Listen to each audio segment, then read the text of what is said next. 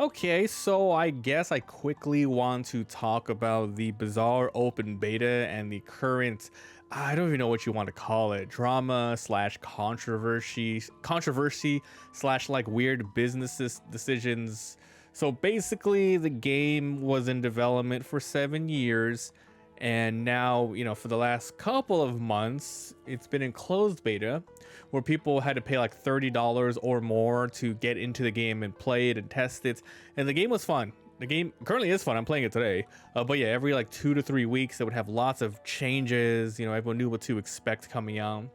But then when it just launched yesterday, as I'm recording this, it's now open beta, where people who didn't pay, aka the grand founders, whatever, they can go in and download the game and play.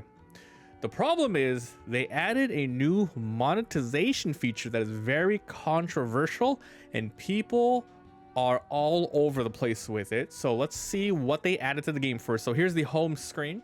This is the new stuff that they've added and the expansions. So every character going forward will start to get new sort of cards. Yeah, these are like panels, but they're cards, right? So for example, Pygmalion is a character. Vanessa is a character. Dooley is a character. Right now, only 2 are out because it just launched. They're just trying this thing out. But if you click on it, it shows you what you get if you pay for this. Now, there's a lot of nuances here. And first of all, let's go through the stuff, and then we'll talk about why people are so mad about this. But let's see. We go to collection, or actually the subscriptions. Here we go. So there's 2 subscriptions right now. There's this one here, which is the subscribe and earn. It's $10 a month. So here it is. Unlock monthly collectibles, ongoing prize perks during the beta season. So basically, if you pay for this, you're gonna get charged every month unless you cancel it. You're gonna get a gold card back, a legendary board, which is all this cosmetics, double prize pass XP. The prize pass here is the sort of battle pass, which is gonna happen, I don't know, a month or 2. And then double ranked modes and double chess ranked mode. So that's a lot, first of all, for $10. But then you also have to pay for the prize pass if you want this. Now, the prize pass is exactly like this. Every day there's new daily quests and weekly quests. This is a new thing. They never had this before. They started adding it in. The more the more of the quests you fulfill, you're gonna unlock experience. You see, I'm just level 1. I just played 1 off stream, and then you get tickets. You get tickets that go into here. This is your rank tickets. If you purchase it, you're going to get these sort of chests in the bottom. Now, this is another $10. It's another $10 here. So pass detail. So you go in, and basically you instantly unlock Vanessa's new card pack, which is like 10 new packs. And then if you get to the end, it's going to be Pygmalion's pack, which is the 2 packs out right now. This is 10 cards. This is 10 cards. So 100% you have to pay $10 to get this. If you wait a month, they're saying that anything on the pass will now be able to purchase for in-game currency, which is the gems that you get from opening chests. You get when you open up chests after the rank mode, or when you get it on the pass, you end up getting gems. Gems at the moment can only be used for this. Only for increasing your increasing your standing on the battle pass to get to 25 quicker. Or maybe unlocking new characters later, but we don't know. No new characters have come out yet. Or you can spend 10,000 gems, or is it 1,000 or 10,000? Something like that. It's like $10 plus to unlock the pack. So this is pretty standard, right? If you're going in here without knowing what the hell's going on, pretty standard. People are mad because throughout the 7 years, they promised and promised and promised this will not be pay to win whatsoever in any capacity. This essentially is pay to win theoretically. Now, let's get this argument out of the way. The current cards right now, they're not the best, they're not broken or anything.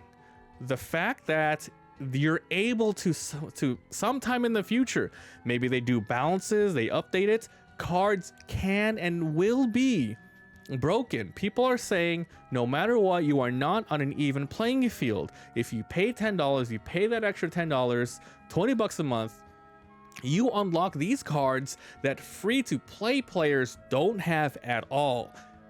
Once again, arguments. The cards aren't even that good. That doesn't matter. It dilutes the pool for the people who play, pay to lose, etc. You can choose to toggle on or off the different packs. Once again, it's diluting, and we don't know the specific the best ratio of how many cards you would want to add, etc. But it adds like different sorts of cards where you get new abilities, obviously synergies and stuff. Like, if you just don't look at that, because that doesn't matter. The fact that people are so mad is they promised and promised and promised that in no way, shape, or form will you ever have an unfair advantage for purchasing stuff.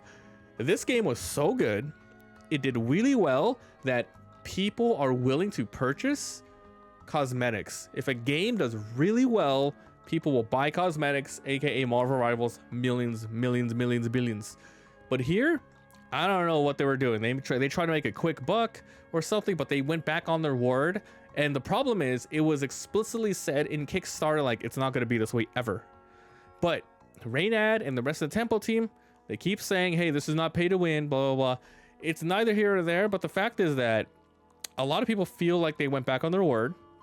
Personally, me, I'm not spending any money. I'm not spending any money on this game. I'll play it for a little bit more, and then we'll see in the future what they decide to do, because this is only the first ever time that they're adding this monetization in.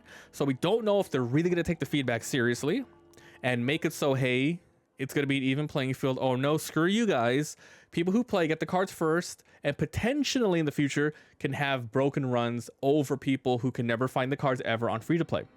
So you're either a month behind for every month, and people are saying that this is kind of like what they're doing in Marvel Snap. I like Marvel Snap. I played it for the first like couple of months it came out and then dropped it, but apparently they're doing this sort of thing as well, where you got to pay early to get the good stuff, and then people test it out, and then when it's like, if it's, you know, once it's out for the new players, they might have rebalanced it and made it cheaper. But after that first month that it came out, it's insanely good. Now, again, I have to reiterate, it doesn't matter that the current cards are crap. It's the fact that you have access to stuff that's paid, that's behind a paywall. The content behind it will always be good or bad. It doesn't matter. They went back on their word. I think the biggest fault about this, most people would not care. Like, this is fine. This is a free-to-play game that's trying to make money. The fact that they went back on their word is what people are mad at. And the fact that Reynad himself is in the trenches on Discord. I was on the Discord yesterday. I don't interact. I just like to look at the news, like, oh, what's the current patch notes? I clicked on general. It was insane. It went all over the place. And Reynad and everyone else are just going crazy ham on each other. And just like, okay, I used to watch Reynad when he streamed Hearthstone a little bit. He was always been this way. He's always a smart ass.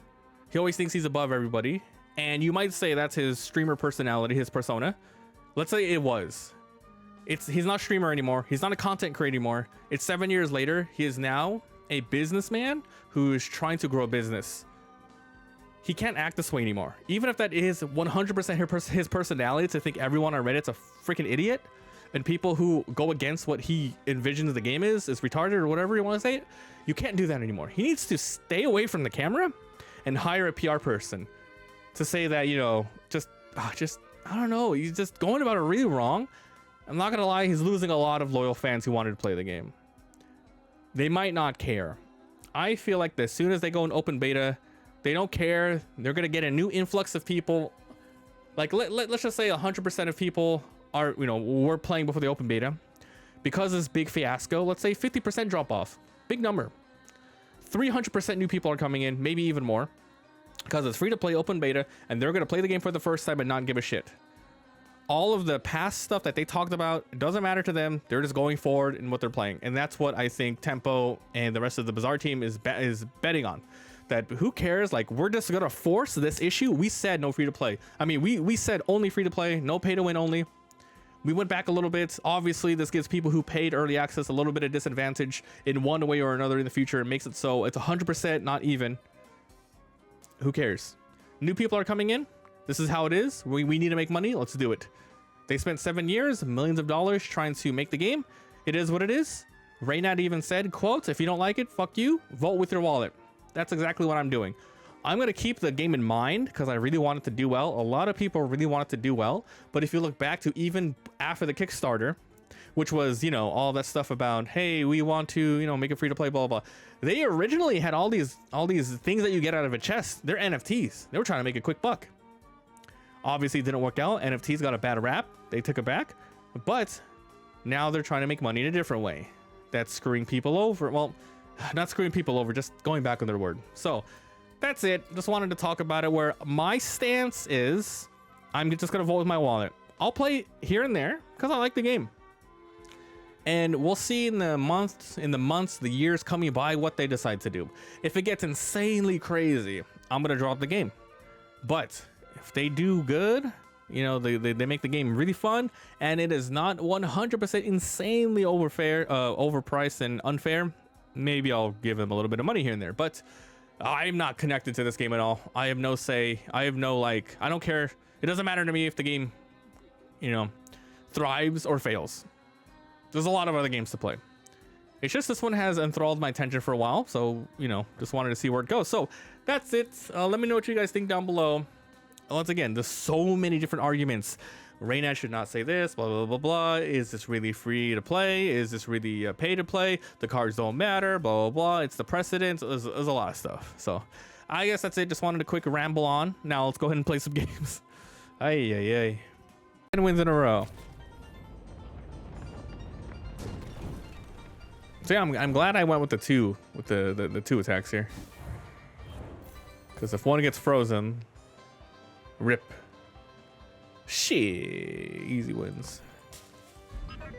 Give me my non-chest and my non-rank token. Yeah, it's a cool build. Oh, yeah, as I said, something like this would not work in the previous patch.